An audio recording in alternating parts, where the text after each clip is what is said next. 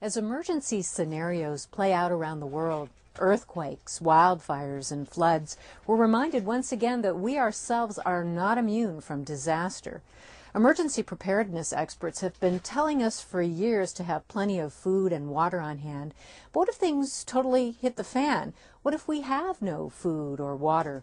What if somebody dies in your home in the middle of a disaster? Recently, Lowell Deo went out with survival guru and author Cody Lundin. He tells us what to do when all hell breaks loose. I have never felt more petrified going to the supermarket. Some people shop for supplies, some shop for satisfaction, but Cody Lundin and I are shopping for survival. So Cody, I'm looking at a bunch of cat food. Is this how we're going to save my life? Not initially, but eventually I do recommend the Fancy Feast. The author of the newly released book, When All Hell Breaks Loose, Stuff You Need to Survive When Disaster Strikes, says the difference between surviving the next crisis and succumbing could be on the aisles of the nearest grocery store. I see chlorine down there. Let's go talk about water disinfection. From bleach that will help make water safe to drink, to plastic bags that will help you handle a corpse, to rat traps that could provide your next meal. Cody ain't your father's survival expert.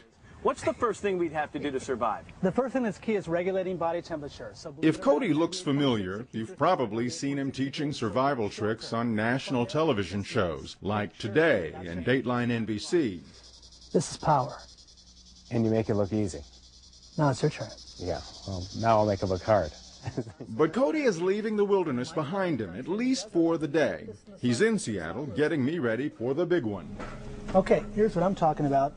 Sodium hypochlorite, 5.2 or 6%, regular household bleach. Okay. Chlorine is the wonder chemical you need to have close by in case of the next earthquake, volcanic eruption, terrorist attack, or any time your only available water source is contaminated. And how I would use this is for a 1-quart bottle, which I happen to have a quart bottle right here. You come prepared, don't you? I'd use 2 to 4 drops per quart of this and let it sit for 30 minutes. Now, Cody says a slight bleach smell in your water won't kill you. You need that smell to know that your water's safe. But don't throw that bleach away just yet. And this is multiple use, Lowell. We can disinfect after a corpse in the front yard. You know, you can use this in your portable potty in the backyard. Come again? We can disinfect after a corpse in the front yard. Cody says when disaster strikes, expect dead bodies. Your survival could depend on how you get rid of them. Ah, plastic bags. Worth their weight in gold. Let's check these out. What do we need with plastic bags? Plastic bags. I mean, multiple use. Again, check this out. Here we have this brand name freezer bags. I can improvise these as mitts. Again, if I'm moving a dead body or dealing with fecal material because of alternative sanitation, I can actually store water in them. Cody says, don't scrimp. Brand name freezer bags have thicker walls and provide better protection. Oh, and get some lawn and grass bags while you're at it. We'll tell you why in a bit. Now look at this here. We have this entire picnic area of stuff. Paper plates, paper bowls, paper cups. In the meantime, Cody finds some items that will save you precious water. What's going to happen in a disaster situation when you're eating weird food or canned food or whatnot? Water might be at a premium. Water belongs in your body first to regulate core body temperature. It takes a lot of water to do dishes, especially in my country because I'm from the Arizona desert. So just having some picnic supplies on hand where you can get rid of the plates and not have to use precious water that may or may not be disinfected is worth its weight in gold again. So what goes on those plates? But check this out.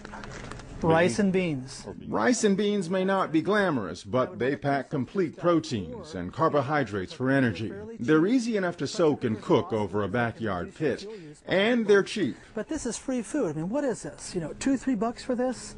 And this can feed a family right here for 2-3 days, depending on the amount of people in the family. But survivors can't live on rice and beans alone. Next on the list are tuna and cooking oil. So, okay, here's a brand I always get. Oh, wait. Man, that's in the pouch. That's not going to keep as long. Let's try one of these cans. I know what you're thinking. Who remembered to stash a can opener? Not a problem, as you're about to see. Besides, this can and some cooking oil are going to shed some light on your desperate situation. Okay, so time for checkout. Almost. So, looks like the last thing on the list is mouse traps?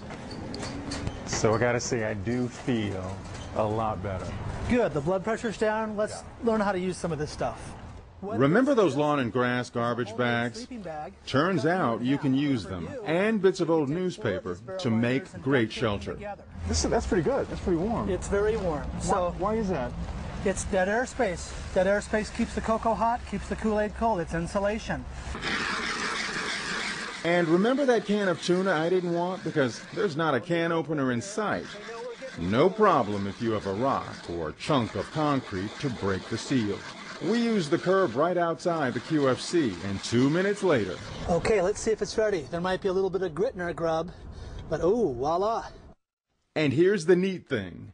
Take the empty can, the cooking oil, and some corded napkins, and you've got the makings for an instant candle.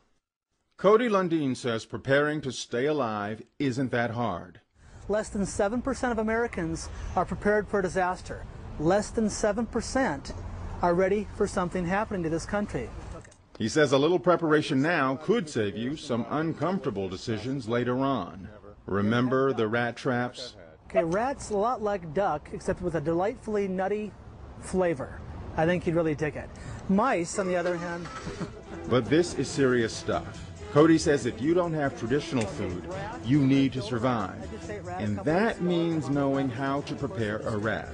Kill the rat, skin the rat, just like you would an elk or whatever, and then gut the rat. You can eat all the organ meats. You want to check for the kidneys and the lungs, make sure the rat is healthy, get rid of all the intestines. You'll actually see rat poop up in the body. Then just cook the rat on a stick over a fire. And don't worry too much about diseases like hantavirus. The fire should kill that. Cody knows you may not do everything he says. That's fine. He just wants you to decide right now what you will do to keep your family alive. This is basic common sense things that every family should know or have on hand to mitigate a disaster.